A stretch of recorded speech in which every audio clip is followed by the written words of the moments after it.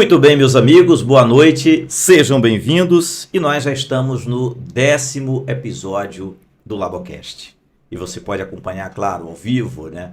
Pelo rádio, pode acompanhar também na sua plataforma preferida, seja Deezer, Spotify, YouTube, compartilhar com quem você quiser, as redes sociais do Laboclive também, do blog do Valente. E hoje nós vamos falar sobre prevenção. O tema, o mês pede isso, né, doutora Adriane, que já participa aqui com a gente, nossa convidada de hoje, doutora Adriane Guise, também a doutora Carolina Lavici, não é isso? Lavici. Pronto, tá aqui. Então eu quero já saudar vocês, deixar vocês à vontade aí para se apresentarem. A doutora Adriane, que praticamente já é da casa, né? Já participou várias vezes conosco na Rádio Andaiá, aqui no blog também, né? Sempre bem-vinda. Mas aí para o público de casa, por favor, doutora, se apresente. Nós vamos falar daqui a pouquinho sobre prevenção. Vamos falar sobre rastrear para prevenir o tema de hoje. Muito, mas muito importante, doutora Adriane. Seja bem-vinda. Obrigada, boa noite, Léo. Boa noite, ouvintes da Rádio Andaiá, do blog do Valente, do Labocast. Boa noite a todos. Eu estou muito feliz de estar aqui novamente, né? Primeira vez que eu estou nesse formato aqui de podcast. Normalmente eu vou lá no programa ao vivo e estou muito feliz de estar aqui. Eu sou a Adriane Guise, eu sou ginecologista e obstetra, moro já aqui em Santo Antônio há uns 13 anos, então acho que a maioria dos ouvintes aí já deve me conhecer, mas, né, qualquer dúvida a gente está aqui. Muito bem, então vamos lá, então, doutora Carolina, por favor, né? Se apresente, fale sobre a sua função, sobre a sua profissão, sobre este profissional, né, radiologista. Seja bem-vinda. Então, me chamo Carolina Lavici Teixeira, né? Eu sou radiologista. O radiologista, basicamente, ele faz exames, né, Léo? Então, assim, existe uma gama enorme de atuação que ele pode ter. Eu me dedico muito à ultrassonografia, trabalho muito com mulheres, então, assim, isso foi acontecendo até naturalmente, mas hoje em dia, grande parte do público que eu atendo são mulheres. Eu faço exames de mamografia também, né, laudomamografia, e isso, moro em Santo Antônio há 12 anos. Há 12 anos, outra 13 anos. Né? 12, acho que 11, 12 anos já vão fazer, né? Aí, eu sou baianeira, sou mineira, mas fui criada na Bahia e depois que me formei lá em Minas, né? Estudei lá na Federal lá de Minas e recebi uma proposta aqui em Santo Antônio e vim. E aí... Mas estava aqui, foi para lá, depois voltou? Fui criada em Valença, uma parte da minha infância, né? Meu pai veio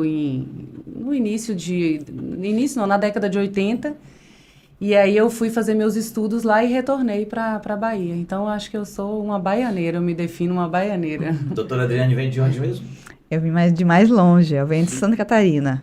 Santa Catarina, sou formada em Joinville, Santa Catarina, e aí escolhi a Bahia para morar. Aí já moro aqui, como eu falei, né? Há 13 anos, sou casada com um baiano, minhas filhas são baianas também, então já sou um pouquinho baiana também. Quando você tem filhos, seus filhos são baianos? Sim. Não, já é baiano. Aí, né, já é. Então, gente, vamos falar sobre, por mais que pareça clichê, e eu quero até ouvir, por exemplo, a doutora Carolina, esse período aumenta muito mesmo, não faz muita diferença, ou chama mais atenção, o pessoal vai procurar, vai fazer mais exames, né? A doutora Adriane também falar sobre a profissional ali que tem aquele primeiro contato, né, praticamente, assim, que o pessoal vai, procura, a mulher já tem aquele contato com a ginecologista, talvez muito antes ali do oncologista, ou mastologista, claro. Vocês têm esse papel, assim, de abordar, de perguntar e de ouvir aquela coisa, assim, que a pessoa percebeu, algo estranho, né, como um primeiro contato. Mas primeiro falar sobre este mês, a campanha pesa muito, ou acontece aquela coisa de ter gente, que tá, é bom, é importante a campanha, mas está só nesse período, deveria ser outro período. Qual é o efeito da campanha?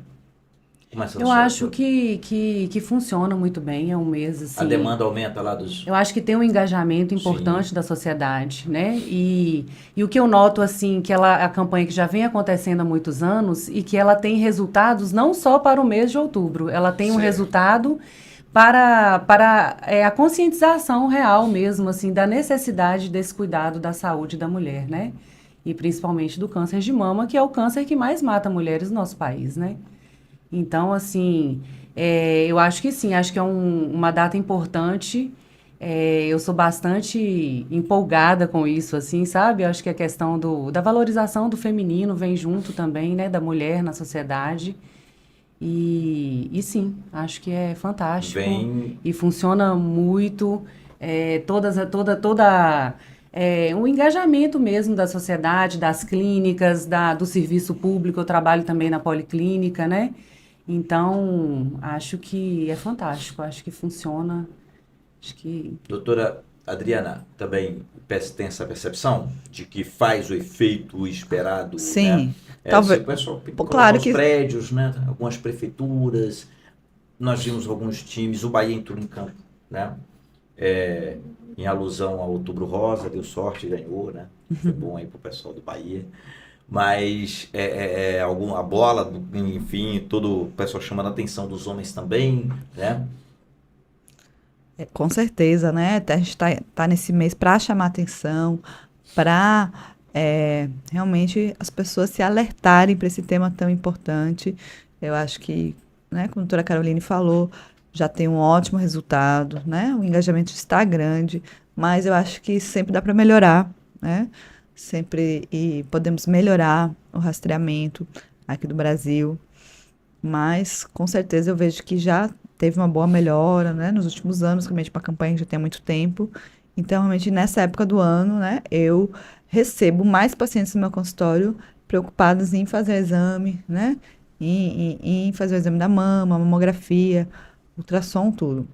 No consultório, a gente tem normalmente 2 perfis bem diferentes de pacientes. Aquelas pacientes que chegam e falam que querem fazer os exames de rotina, preocupada, querem fazer mamografia, querem fazer tudo. E aí fica fácil, né? A paciente já é interessada, né? Às vezes no SUS tem um pouquinho mais de dificuldade, mas com certeza consegue aqui no Santo Antônio, né? A gente tem uma ótima policlínica que faz os exames. E existe aquele outro perfil de paciente que chega no consultório por alguma queixa, né? Que não seja nada da mama, nada disso. Mas eu, como, né, ginecologista, acabo sempre pedindo a mamografia, né? Vamos fazer mamografia. Suspeita? Não, sem suspeita. A paciente chegou por independente da uma suspeita. outra queixa. Aí eu pergunto, né? Não, a senhora já fez mamografia alguma vez? Não. Mas a senhora, na sua idade, já tem que fazer mamografia. Justamente eu rastreio a prevenção, mesmo sem sentir nada. Ah, doutora, mas será que precisa? Mesmo, eu não sinto nada, não tem ninguém na minha família, né? Então tem esses 2 perfis bem diferentes. A paciente que não quer muito fazer exame, que tem medo, e aquela que é preocupada e que quer fazer. Então, o nosso trabalho... O pessoal que acha nunca vai acontecer comigo. O nosso trabalho é conscientizar justamente esse perfil de paciente que não quer fazer exame ou porque tem medo do resultado, ou porque acha que não vai acontecer com ela, né? Então, esse é o nosso trabalho, né? Não pedir o exame só se tem alguma queixa, não. Mamografia é um exame de rastreio, de prevenção, né? Não seria uma prevenção primária, mas uma prevenção secundária, que é realmente, se tiver o câncer, descobrir bem no início para conseguir tratar. Tratamento, né, mais fácil, quando é no início, o tratamento é mais fácil, mais rápido, e as chances de cura são bem maiores. Então, esse é o nosso trabalho de solicitar a mamografia para todas as mulheres que têm a idade, têm o perfil de fazer, mesmo sem queixa nenhuma. Deixa eu trazer uma notícia aqui para vocês comentarem, que eu vi no jornal Hoje, na Globo, e postamos aqui no blog do Valente, que diz o seguinte: estudo mostra que câncer de mama está se manifestando com maior frequência em mulheres abaixo dos 40 anos. E aí a matéria diz que um estudo mostrou que diagnósticos de câncer de mama estão ficando mais frequentes com mulheres mais jovens. O Instituto do Câncer de São Paulo realizou a pesquisa depois que uma médica verificou, durante a rotina de trabalho, que os casos entre mulheres abaixo de 40 anos haviam aumentado. A médica Karina Carreiro, ginecologista, obstetra e mastologista, decidiu fazer uma pesquisa para traçar o perfil do câncer de mama em mulheres com menos de 40 anos. A médica analisou o caso de quase 500 pacientes jovens atendidas pelo Instituto do Câncer do Estado de São Paulo, e 68% delas estavam com tumor já em estado avançado quando diagnosticado. Eu vou trazer outros trechos aqui dessa matéria para a gente ler, mas como é que isso para vocês soa como surpresa? Ou no dia a dia, no trabalho de vocês? Claro, né, que a gente sabe que a grande maioria dos casos estão ali a partir dos 40 anos. Mas esse estudo mostrou que a incidência de câncer em mulheres jovens é maior no Brasil que registrado em outros países. Por exemplo, nos Estados Unidos, apenas 5% dos pacientes têm menos que 40 anos. Já no Brasil, 3 vezes mais. São 15%. A gente vai tentar aqui entender o que é que pode estar por trás disso, né? Não sei, o fator clima, fator alguma alimentação, ou que é complicado a gente até dizer. Mas como é que vocês recebem essa notícia aqui? Com alguma surpresa? Ou para vocês que estão lá no dia a dia, isso não é surpresa? Então, esses dados a gente já conhece eles, né, Adriane? Assim, então, Sim. isso é uma realidade. É interessante, assim, que os pacientes trazem muito, assim, ai, doutora, aumentou muito o câncer de mama, porque a impressão da sociedade é de que cresceu, mas cresceu muito o diagnóstico também. Mas esse dado de que cresceu o número em pacientes mais jovens, ele é verdadeiro, né? Aumentou, existe esse aumento de incidência realmente. E nós enquanto comunidade científica também ainda, né, a gente ainda está se questionando como que nós vamos agir diante disso, né? Porque, por exemplo, as sociedades, o que nós temos de diretrizes hoje no nosso país? O Ministério da Saúde, ele coloca mamografia como principal exame de rastreamento do câncer de mama a partir de 50 anos, podendo ser feito de até 2 anos. Só que as sociedades de mastologia, a FEBRASGO e o CBR, que é o Colégio Brasileiro de Radiologia, a orientação é a partir dos 40 anos e que seja um exame anual. Anual. Né? Então, assim, é uma divergência importante, né? E o que a gente costuma adotar nos serviços é realmente essa de 40 anos, porque eu acho que a gente, como profissional, a gente tem embasamento para isso, se sente mais seguro de estar oferecendo o melhor para essa população, né? Então, quem é que recomenda que seja a cada 2 anos?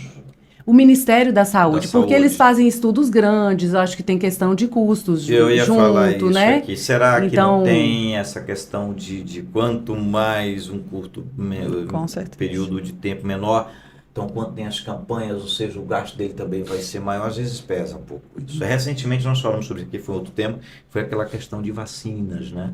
Que a doutora Aparecida Maria falou de um aumento de casos de bronquiolite e tal, de algumas situações, e coincidiu que foi logo após o Ministério da Saúde colocar um tempo maior de um período de vacina, e dizem que por trás disso tinha aquela questão de custo também, de gasto, aí veio o efeito depois. Mas enfim, independente disso, mais importante isso que a senhora está falando, que o ideal mesmo é anual.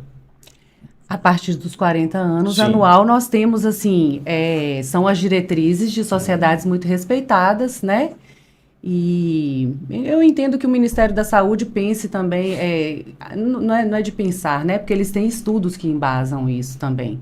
Não é questionando as diretrizes, mas eu acho que eu, enquanto radiologista, me sinto embasada com o Colégio Brasileiro de Radiologia, com a Sociedade de Mastologia, e a gente orienta os pacientes, pelo menos a minha orientação, a partir dos 40 anos, de fazer o exame anualmente. Com certeza, né? A gente tem orientado todos os pacientes, independente de ter sintoma ou não, a partir dos 40 anos.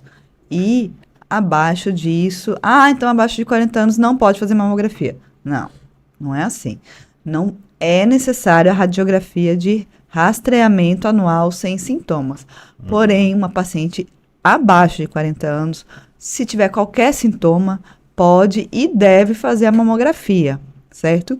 Uma paciente abaixo de 40 anos que tem um histórico familiar de câncer de mama, mãe, irmã, filha. Aí já muda. Né? Já muda. Se tem histórico. Já faz antes, né? Então a gente tenta pegar realmente idade precoce que você falou aí, que está aumentando, né?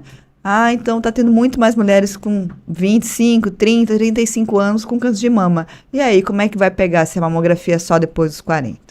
Mas nessas mulheres também, mesmo as jovens, a gente faz, né, o autoexame, a gente examina no consultório e qualquer alteração, qualquer suspeita de algum nódulo, de algum caroço, de alguma coisa estranha, vai fazer mamografia sim e pode ser feito também ultrassom se precisar, certo? Então, mulheres jovens, tá? O câncer tende a ser mais agressivo, ou seja, né, vai evoluir mais rápido e tem uma forte incidência genética. Quanto mais jovem a pessoa tem um câncer, maior é o fator genético, ou seja, de ter realmente na família. Então, se uma pessoa da sua família teve um câncer de mama jovem, todas as outras mulheres da família têm que fazer o rastreio precoce, tá? Então, às vezes, mulheres de 25 anos já estão rastreando e já estão fazendo mamografia.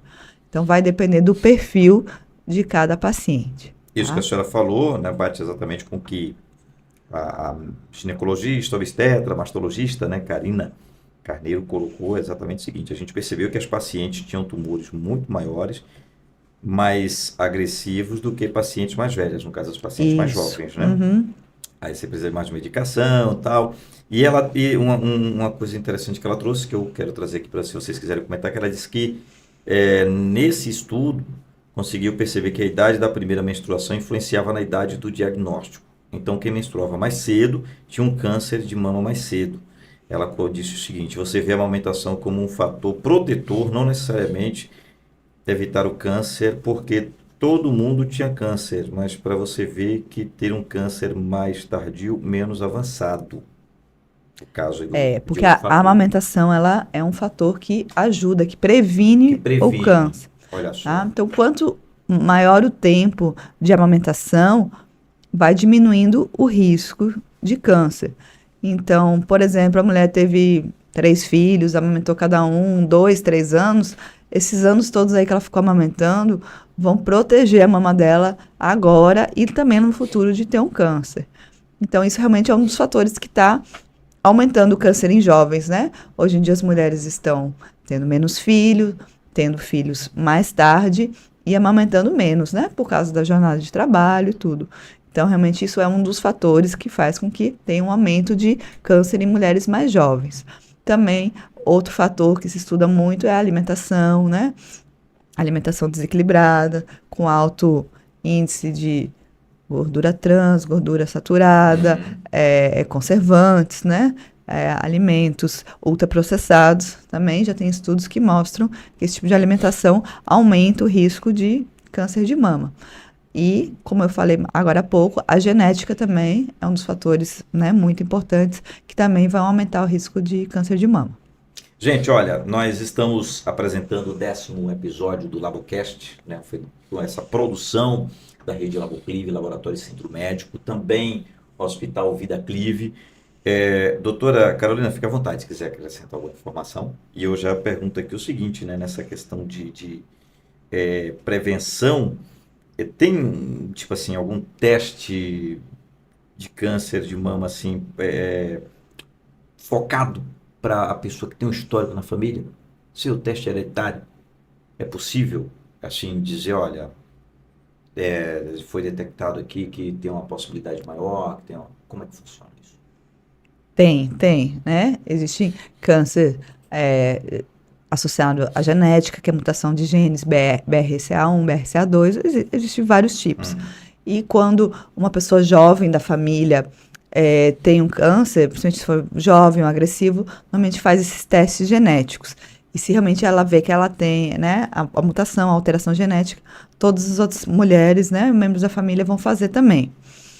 E aí, se realmente vê que você, por exemplo, nunca teve um câncer, mas veio o teste alterado, que você tem um alto risco de câncer. Então, nesse caso, pode ser até oferecido uma cirurgia profilática, uma mastectomia profilática, ou seja, retirar a mama mesmo sem ter nada. Né? O caso mais famoso é o caso da Angelina Jolie, né? Que a mãe dela teve câncer, outras mulheres da família teve câncer. Ela fez o teste genético, mostrou que ela tinha um alto risco de câncer, então ela jovem, né? Acho que na época ela tinha uns 40, 30 e poucos, 40 anos. Ela fez a mastectomia, retirou as 2 mamas para prevenir de nunca ter o risco de ter câncer. Então, existe essa possibilidade de ser oferecido.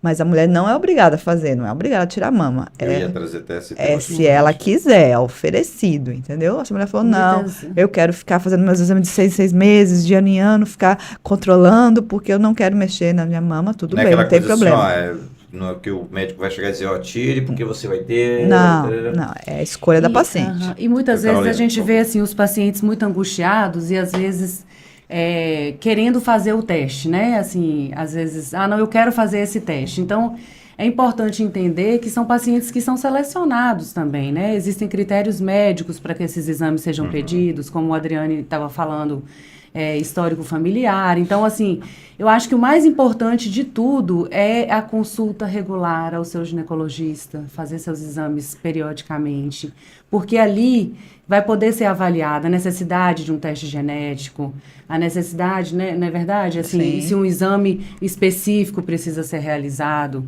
né? Nas pacientes jovens, eu acho que a gente tem que dispor realmente da ultrassonografia, é uma ferramenta importante. O Ministério da Saúde não reconhece ultrassonografia como rastreamento de câncer de mama, mas nós sabemos que é um método que tem evoluído muito, os aparelhos têm melhorado muito e, muito importante, o operador. Então, assim, vá fazer seu exame com uma pessoa que tem reconhecimento, que teve uma boa formação, porque o exame de mama ultrassonográfico, infelizmente, ele não é muito bem remunerado. Ele é um exame, mas assim, é um exame muito complexo, é um exame precisa ser feito com muita minúcia, e é um exame poderoso. Eu acredito que esse contato com a paciente, você pode palpar a mama da paciente, você fizer um exame ultrassonográfico detalhado, minucioso, você tem uma ferramenta importante na detecção de um tumor precocemente Influencia no ali. resultado, então. Acredito que sim, todo esse acredito que conjunto sim, aí que a senhora acredito falou, que né? sim. E, claro, passando pelo ginecologista, né? O pedido médico é muito importante, né? Eu acredito muito nessa relação médico-paciente, nos exames preventivos, assim, no sentido periódicos mesmo, né? Da mulher que ia ir regularmente ao seu ginecologista. Porque ali ele vai direcionar, ele vai conduzir as necessidades dessa paciente e, né, para que ela esteja segura. Muito bem, olha, trazer uma história aqui. Aos 23 anos, a coordenadora de projetos Evelyn Scarelli foi surpreendida com o diagnóstico de câncer de mama, sem histórico familiar da doença. A jovem teve 2 tumores diferentes na mama esquerda. Logo iniciou o tratamento para combatê-los. 2 anos mais tarde, Evelyn foi surpreendida com o diagnóstico da doença mais uma vez. Mas agora sua mãe que enfrentaria todo o tratamento contra o câncer de mama. A doença de mãe e filha acendeu alerta dos médicos que os acompanhavam. Existia a possibilidade de os tumores terem origem genética. Para comprovação ou não, a suspeita foi solicitada análise genética da mãe e filha. E aí se confirmou, né, tinha 85% de chance de ter um novo câncer de mama. Sem pensar muito, a coordenadora de projetos decidiu passar pela cirurgia de retirada dos seios para diminuir os riscos da doença. A cirurgia redutora de risco, ou mastectomia preventiva, como é conhecida, diminui 90% a 95% as chances de um paciente que possui mutação do gene ter um câncer de mama. Mas como a doutora Adriane falou, a gente não está abordando aqui para que não é objetivo nosso incentivar, né? É claro que é uma decisão pessoal, a decisão de cada um, mas apenas trazendo o tema como uma coisa que teve a Angelina Jolie, que chamou a atenção. Quando o artista faz uma coisa, o pessoal tem essa preocupação de algo virar moda, né? De ir pelo modismo, e não tanto pela necessidade, mas não é uma questão de modismo necessariamente, né, doutora? Tem esse efeito, sim, uma redução de 95%. Com certeza. Que é uma redução significativa. Eu acho que nesse caso, né, a paciente de 23 anos teve um tumor, teve 2, a mãe teve. Eu acho que realmente ela não ia pensar muito antes de tirar, né, as mamas, né? Já teve tumor, a mãe já teve, é jovem, tem a vida toda pela frente. Eu imagino que ela realmente não pensou 2 vezes e foi tirar, né? Mas Cada caso é um caso, cada pessoa é uma pessoa, deve ser avaliado, né? A doutora Caroline falou, individualmente, o risco de cada um, se vale ou não vale a pena fazer o teste genético, se vale ou não vale a pena fazer a cirurgia, isso é individual. O que não é individual é toda mulher tem que fazer o rastreio do câncer de mama. Isso é para todas. Doutora, a senhora, eu sei que é raro, não, o índice é bem menor, mas já acompanhou algum caso assim de câncer de mama em homem? Não, Rastreado assim? não. Na minha carreira, não. Mas existe. Existe. Mas Existe um número pequeno e tal, e aí tem que... Aí também é bem associado à genética também, né? Câncer de mama em homens também é mais um caso normalmente genético. Normalmente aí tem que se preocupar também com as irmãs, com a mãe, com as filhas, porque realmente se é no homem, é bem O que genético. chega para mim muito na minha prática é ginecomastia, né? Que é o aumento das mamas em homens, que não tem nada a ver com câncer, que é uma doença benigna. Uhum. Agora, falando sobre os exames, né? Tem algum mais eficiente que o outro? Ou algum... No rastreamento? Sim. Ou A algum mamografia é o principal diga exame. Assim, que ele fez o outro já não seria tão necessário. Eu queria que vocês falassem um pouco mais sobre isso. É assim, o que nós temos de orientação, né? E a mamografia é o principal exame no rastreamento do câncer de mama. Todos os outros exames, eles são ferramentas que dispomos. Em casos, né? O ultrassom, ele já se tornou uma prática, né? A gente associa os dois exames e isso traz bons resultados. A gente vê isso na prática clínica, né, Adriane? Com certeza. Mas eu assim, nós não podemos esquecer que as diretrizes com as quais a gente se embasa para trabalhar vêm do Ministério da Saúde e eu respeito muito isso, porque o trabalho é sério, né? E o reconhecimento, a gente não pode perder isso de vista. Acima dos 40 anos, o principal exame para rastreio do câncer de mama é mamografia. Então, chegam muitas pacientes, às vezes, mas dói, mas tem radiação, mas se eu fizer o ultrassom, eu canso de dizer, assim, inclusive pacientes acima dos 40 anos, eu não gosto de fazer ultrassom sem a mamografia. Porque, assim, a gente lida também, às vezes, com um público que assim, tem uma carência. Então, o que eu digo a elas, se você tem dinheiro para fazer só um exame, faça a sua mamografia. Se é possível, faça os dois. Mas o principal exame é a mamografia. A gente não pode perder isso de rumo, né? Porque a ressonância, ela existe, ela é uma realidade, mas para casos específicos, implantes mamários que são uma realidade hoje, por exemplo, o padrão ouro é a ressonância, mas um bom ultrassom a gente consegue fazer também, né? Uma avaliação pormenorizada, a gente consegue mandar casos selecionados para ressonância, mas assim, o carro-chefe é a mamografia. Eu brinco assim, né? As pacientes chegam, torce o pé, não tem medo nenhum de fazer um raio-x. Vai no dentista, não tem medo nenhum de fazer um raio-x. Agora, a mamografia é o medo da radiação. Gente, a mamografia é a mesma radiação de um raio-x normal. Há motivo para isso? Até A mamografia tem uma radiação muito baixa, muito pequena mesmo. A mamografia não causa câncer, certo? A radiação é muito baixa, igual qualquer outro raio-x.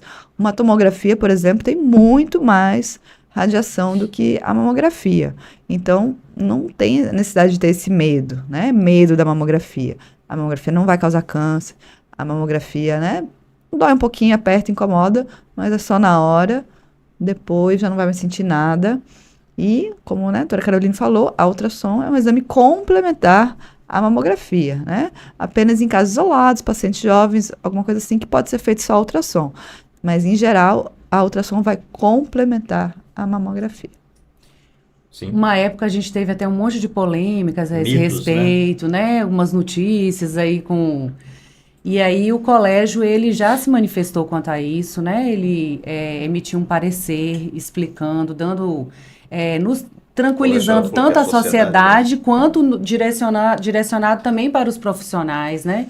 E realmente, assim, isso já é estudado, não é uma coisa de falácia, não é uma coisa que a gente está colocando pano quente. Não, a gente tem embasamento para deixar a paciente tranquila e em questão de custo-benefício não tem o que se questionar. Então, é tranquilidade de fazer seu exame anual, porque a gente está mais seguro fazendo o exame.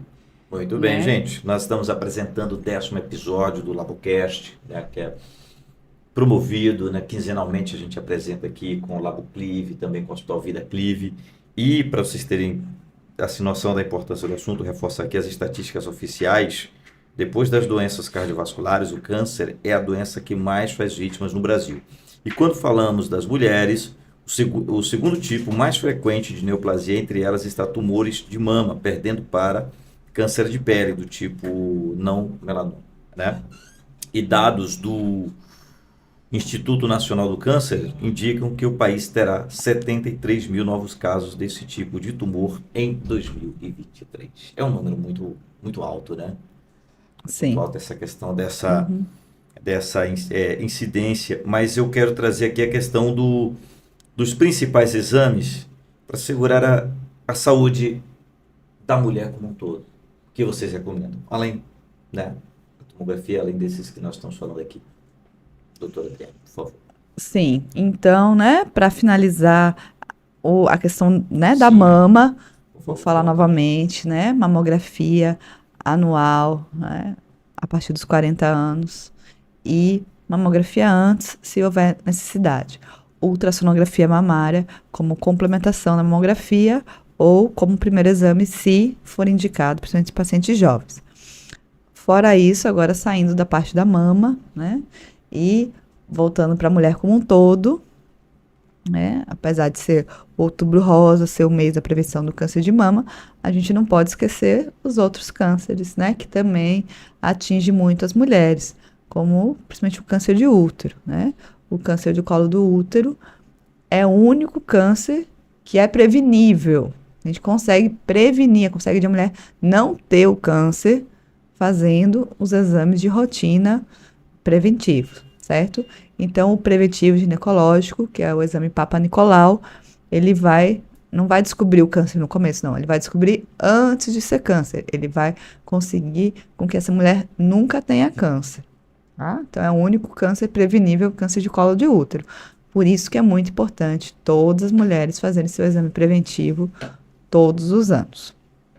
Todo ano, a partir, né, do momento que tem a primeira relação sexual até o momento que precisar fazer todos os anos, porque nesse exame a gente vai ver qualquer tipo de alteração no colo do útero que possa, né, no futuro virar câncer. A gente consegue ver alterações que às vezes vai ter um câncer daqui 20, 30 anos, a gente já consegue ver e tratar e resolver. Tá? Doutora Carolina, por favor, fique à vontade aí para complementar. A gente vai falar também sobre endometriose, né? Agora já nessa parte final do programa. Eu acredito, Léo, assim, que o principal exame que a mulher, assim, ela precisa fazer, ela precisa ir ao ginecologista. Eu acho que ela precisa da visita ao ginecologista, porque é ali que ela vai ser direcionada. Então, isso da gente querer tomar as decisões sozinhas, achar que eu vou fazer tal, né? Ah, preciso fazer ultrassom de abdômen, preciso fazer ultrassom de tireoide, preciso fazer... Então, assim, eu acho que o mais importante é ir ao ginecologista, porque é dali que você vai fazer a prevenção do colo de útero, ela vai te orientar a questão do rastreamento de câncer de mama e... A partir da clínica, que é soberana, ela vai te orientar e te indicar os exames que você precisa fazer de rotina. Sejam de sangue, sejam, né Adriane, assim, de acordo com cada caso, né? Porque existem diversos tipos, existem histórias familiares, existem... Eu digo assim, cada ser humano, ele é único. Então, como é que ele não vai ser olhado individualmente, né? Então, eu acho que é fundamental. Como a senhora colocou aí, de rotina, não esperar de aparecer rotina, um sintoma para de poder rotina. ir, né, para fazer, para É nossa clínica, né? É quase que nossa amiga, é uma relação, eu acho que de proximidade mesmo, de contato ali, e isso. É isso aí. Eu acho que, desculpa. Não, pode falar. Esses dados que a gente está... né, que estão chegando para a gente das pacientes jovens com câncer de mama, eu acho que nós ainda temos nós temos para aprender muito ainda e eu acho que vai vir um crescimento aí da comunidade científica, da sociedade, de como nós vamos lidar com essas questões também, né? Quais as orientações que serão dadas, como é que a gente vai crescer, né, nesse rastreamento aí também. Eu acredito que vai chegar para a gente isso aí em breve também, né? Nós temos que crescer nesse sentido para a gente detectar precocemente também, ajudar essa mulher, estar perto dela, porque a gente já sabe que palpar é importante, o autoexame, eu digo assim, é importante você conhecer seu corpo para você ver qualquer coisa diferente. Mas a gente não quer pegar um tumor que esteja palpável, ele está grande já. Nós queremos ele muito antes. Quanto menor você conseguir pegar um tumor, você aumenta muito a taxa de cura. Claro. Não quero ele palpável, não. Deus que me livre, não quero mesmo. Quero conseguir pegá-lo, né, o menor possível. Gente, neste final do programa nós vamos trazer algumas perguntas, né, rápidas assim sobre endometriose. O que é? É hereditária? Endometriose. A endometriose eu acho que a principal coisa a questão da endometriose é a dor pélvica, né? Uhum. Que muitas mulheres sofrem com dor pélvica. Hoje nós sabemos que já tem dados aí que se estima que 10% das mulheres possam ter endometriose. Então, tem componente genético? Tem componente genético, mas não é só genético, né? É uma doença multifatorial, que a gente ainda tem muita coisa que não se sabe, que existem, como é que se diz? Teorias. Várias teorias. Né? Várias teorias. Para tentar explicar a causa. A genética é uma, mas como ela falou, multifatorial, né? Existem vários fatores. É uma doença, basicamente assim, inflamatória, né? Então, eu acredito que o estilo de vida que a gente está levando também, de muito estresse, a questão da alimentação, eu acho que... Eu ia perguntar sobre grupo de risco, se tem algum assim que vocês podiam dizer, idade, estilo de vida, ou exatamente muito trabalho, muita cobrança, muito estresse, isso pesa? Como é difícil a gente separar, né, Léo, dizer assim, é isso, é aquilo, porque quando a gente encontra com essa mulher que está ali sofrendo com endometriose, com dor pélvica, eu acredito assim, você não consegue ter um olhar único para ela. Você tem que olhar para todas essas questões, inclusive para as emoções, né? A questão do estresse, da alimentação, do estilo de vida, a questão genética, a gente vê que existem casos familiares que se repetem, né? Mas, assim... a idade é qualquer idade do período fértil da mulher. Então, desde a primeira menstruação até a menopausa, a endometriose pode aparecer. A gente tem visto casos também cada vez mais jovens, né? De adolescentes, pacientes muito jovens já com endometriose. Influencia na fertilidade? Influencia na fertilidade. Uma das principais causas de infertilidade é endometriose. Então, endometriose, normalmente a gente vai, né, pensar nela quando a paciente sente dores pélvicas, cólicas menstruais cada vez piores, cada vez aumentando, dor na hora da relação sexual, e infertilidade. Mas é claro que a gente não vai esperar tudo isso, né? Vai esperar a paciente tentar engravidar vários anos com dor, tudo, para depois investigar e tratar. Não, né? Infelizmente, no Brasil, a média é 7 anos entre a mulher começar a ter dor até ter um diagnóstico e fazer um tratamento. Imagina você ficar 7 anos com dor. É muita coisa. Para depois ter um isso. tratamento. Porque a mulher ainda é negligenciada. Ah, não, dor, cólica menstrual é normal, uma dorzinha pélvica é normal. Não é normal, gente. Não é. Uma coisa que tem que aceitar e acabou. Não é normal. Agora, como é que faz para saber se tem endometriose, como é que identifica, exames e tal, como é que funciona? Então, primeira consulta do ginecologista. Mas eu estava conversando com a Adriane, eu finalizei agora um fellow que eu fiz. Fellow é você fazer uma especialização em endometriose. E eu fiz uma formação para oferecer aqui em Santo Antônio a pesquisa de endometriose profunda através da ultrassonografia, que a gente faz através do preparo, faz o preparo intestinal da paciente. É um protocolo mais estendido, eu estudo toda a cavidade abdominal, parede abdominal, inclusive diafragma. Então, assim, é uma doença complexa, né? Então, o exame também precisa ser muito pormenorizado. Nós dispomos também da ressonância. São métodos que se complementam. Mas, assim, a novidade é que estamos oferecendo agora aqui em Santo Antônio a pesquisa por ultrassom. Então, esse acolhimento para as nossas pacientes aqui na nossa região. Acho que nossa região estava carente disso, né? É uma área eu me apaixonei, assim, por isso. Eu acho que não é só endometriose, é dor pélvica. Porque endometriose é uma causa importante de dor pélvica, mas ela não é a única também. Então, eu acho que quando a gente tem que estar preparado para receber essa paciente e ter um olhar expandido também, né? Nós temos varizes pélvicas, nós temos uma série de situações que podem fazer essa mulher sofrer. Então, acho que a gente tem que estar com esse olhar preparado para receber essa paciente, né? E, então, a Rede Laboclive com todo esse aparato, né? Com todo esse aparato. Trazendo aí para a região, essa é importante. Sim. A pergunta que todo mundo faz, né? Tem cura? Não sei, retirada de útero seria a solução? Não, nem sempre a retirada de útero é necessária e nem sempre a retirada de útero é a solução. Existe tratamento, existe controle da doença, tá? Agora, não existe nenhum remédio milagroso, toma esse comprimido e nunca mais vai ter endometriose na vida. Não. É uma doença crônica que deve sempre ser avaliada, né? Por mais que a pessoa faça uma cirurgia ou faça um tratamento, no futuro ela pode voltar. Então, tem que estar sempre fazendo o controle. Até, pelo menos, a mulher entrar na menopausa, ela vai estar sempre tendo que ser acompanhada com o risco, né, dessa endometriose voltar. Como você falou aí no começo, a genética pesa também. Isso, tá? Porque como, né, a doutora Carolina falou, às vezes a doença pode ir até para o diafragma, pode ir para o intestino, pode ir para a bexiga, pode ir para a parede abdominal. Então, por mais que você tire o útero, tire os ovários, mesmo assim, às vezes, né, o componente inflamatório pode ficar lá e pode... Então, a gente tem que estar sempre acompanhando essa paciente. É uma paciente que tem que ser realmente muito fiel ao ginecologista e não abandonar nunca. Talvez a palavra não seja cura, mas eu acho importante dizer para essa paciente que ela pode ter uma vida normal, né? Uma vida sem dor, né? Uma vida sem dor. Ela pode obter um controle e é interessante, assim, a gente pensar no diagnóstico precoce da doença também para que ela não avance.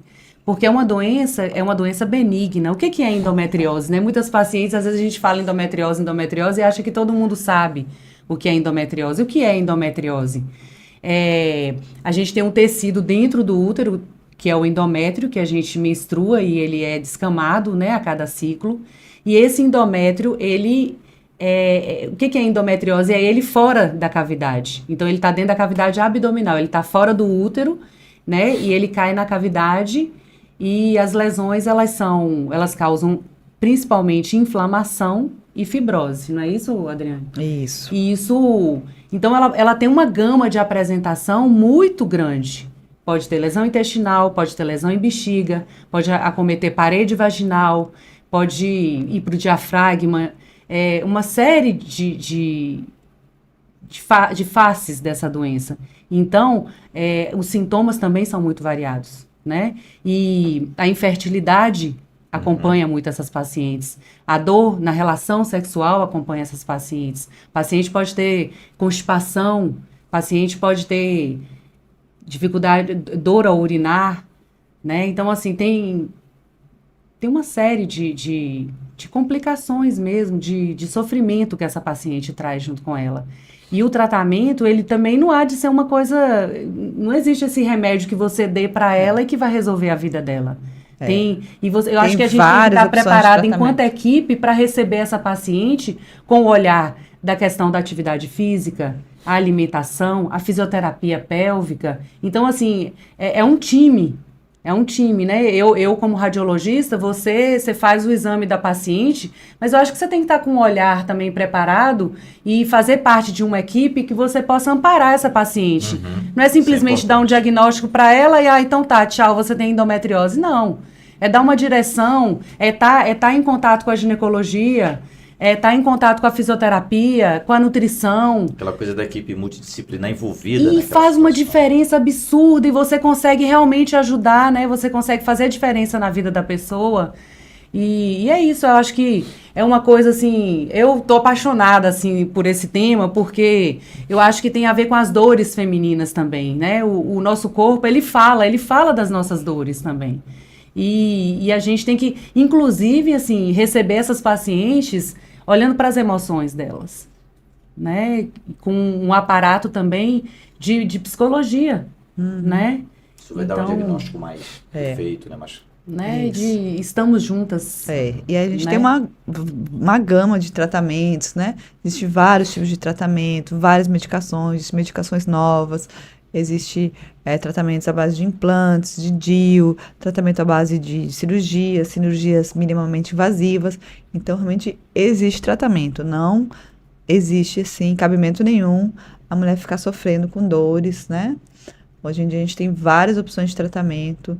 Então, por mais que um ou outro tratamento não dê certo, a gente pode ir mudando até achar um tratamento que a mulher realmente se dê bem e melhore, né, as suas dores, melhore sua qualidade de vida, consiga engravidar, consiga ter uma vida normal. Gente, eu quero agradecer aqui a doutora Adriane Guise, né? Também a doutora Carolina Lavici, conversando conosco nesse episódio número 10 do Labocast, né? Um mês dedicado aí, portanto, à prevenção, à saúde, mas não deve ser só esse mês. A campanha, como o Laboclive adota aí, é o ano inteiro. Então, foi um prazer receber vocês aqui, tá? E voltem mais vezes, doutora Adriane. Muito obrigado. Obrigada, Léo. Obrigada a todos os ouvintes. O prazer foi meu. Muito bom estar aqui. Espero voltar em breve. Muito bem. E a doutora Carolina aí que deu uma aula aí pra gente, Obrigada. deu show também, né? Oh. Obrigada, gente, pelo convite. Obrigada a todos os ouvintes, a Rede Laboclive. E estamos à disposição. Muito bem, assim apresentamos o 10º episódio do Labocast. Você pode, através das redes sociais do Laboclive, sugerir temas, tá bom? Mandar perguntas, interagir conosco e, principalmente, compartilhar este conhecimento que foca a prevenção.